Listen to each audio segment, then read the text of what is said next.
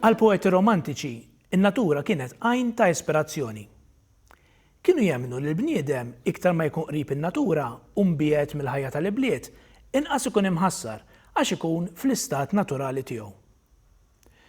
Fost il-poeti romantiċi Maltin forsi ħadd daqs Anton Buttigieg ma janni isbuħija tal-ħolqien, tant li laqmuh il-poeta tan-natura. Illum se nitkellmu dwar il-poeżija tiegħu Lilia Agri. Ejja nisimgħuha flimkien. Lilia Agri ta' Anton Buttigieg. Ħabib, meta tmur l-għalqa u tara warda f'ħajta s-sejjieħ, iqaf u taxxaq biha. Kun naf li Alla stess meta kien miexi ġo l-għalqa u ra l-ward waqaf u taxxaq u qal li Salamun fil-glorja tiegħu ma kienx liebes sabiħ daqs waħda minnhom. L-isem ta' din il-poeżija huwa bil-Latin u jfisser ġilji tar-raba jew tal-għelieqi. Mhuwiex isem xjentifiku, huwa allużjoni, jiġifieri referenza, għas-sentenza ta' Ġesu fil-Vanġelu ta' San Mattew kap 6. Ħarsu lejn il-ġilji tar-raba kif jikbru. Ngħidilkom is-sewwa lanqas Salamun fil-kobor tiegħu kollu ma libes bħal wieħed minnhom. Buttigieg però ħal isem tal-poeżija mit-traduzzjoni Latina tal-Bibja li żgur kien mitħla tagħha li fiha ġilji tar-raba insibuha Lilia Agri. Jidher ċar anke mir-referenza li hemm għal Salamun fil-vers ta' qabel tal-aħħar li Buttigieg kellu f'moħħu din is-silta mill-Vanġelu meta kitibha. Madankollu, waqt li Ġesu kien qed jitkellem dwar kemm Alla jieħu ħsiebna, għax jekk jieħu ħsieb il-ħaxix tar-raba, żgur li jieħu ħsieb il-bnedmin ukoll, Buttigieg aktar kellu f'moħħu li jiċċelebra żbuħija tal-fjuri sempliċi tal-għelieqi li bosta drabi nibqgħu għaddejjin meħdejhom bla ma nagħtu każ tagħhom.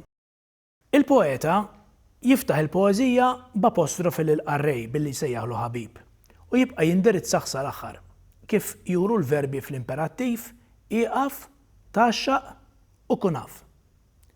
Buttigieg jitrattana bħalli kieku ħbiebu u jistedinna nkunu aktar konxji tal-ġmiel naturali li hawn madwarna mqar f'daqsxejn ta' fjura jew warda kif isejħilha hu f'ħajta sejjeħ. Jistedinna nkunu aktar sensittivi biex nintlaqtu miżbuħija li bosta drabi ninjorawha.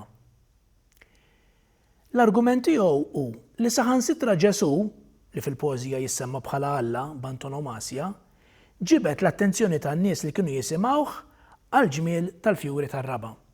Għalilhom li laqqas ir-re Salamun bil-ġid kollu li kellu ma qatt libes sabiħ daqs dawn il-fjuri.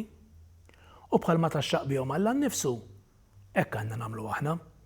Salamun bin is-Sultan David kien re magħruf għall-erf tiegħu li sal tal-madwar 950 sena qabel Kristu.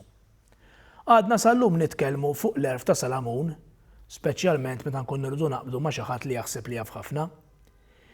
Imma minn barra li kien re għaref, Salamun kellu wkoll bosta ġid.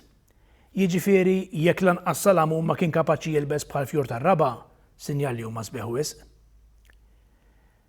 Jekk irridu nistgħu b'xi mod inwessaw il-warda f'ħajta sejjeħ għan-natura kollha u s-sens ta' għaxqa u staġib nestenduh għal ħolqien kollu. Il-poeżija hija miktuba bl-endekasillabu maħlul, jiġifieri ma tintrabaċ bir-rima jew bi-strofi. Dan flimkien mal-użu taċ-ċesura fl-ewwel 4 versi iqarreb il-poeżija lejn ir-ritmu tat-taħdid. Nistgħu ngħidu li Buttigieg għażel forma mill-aktar adattata għal poeżija li fiha qed ikellimna bħala ħbieb. Għalhekk it-ton huwa informali, imma mhuwiex nieqes mill-insistenza. L-istedina biex nitaxqu bil-fjuri xorta jagħmililna b'verbi fl-imperattiv. Il-poeżija taqa' taħt it-tema tan-natura u tmiss ukoll imma b'mod sekondarju mat-tema tar-reliġjon. Mela, l-ewwel darba li taraw fjura fil-kampanja tibqgħux għaddejjin, iqfu, ħarsu leha u staġbu biż-sbuħija tagħha.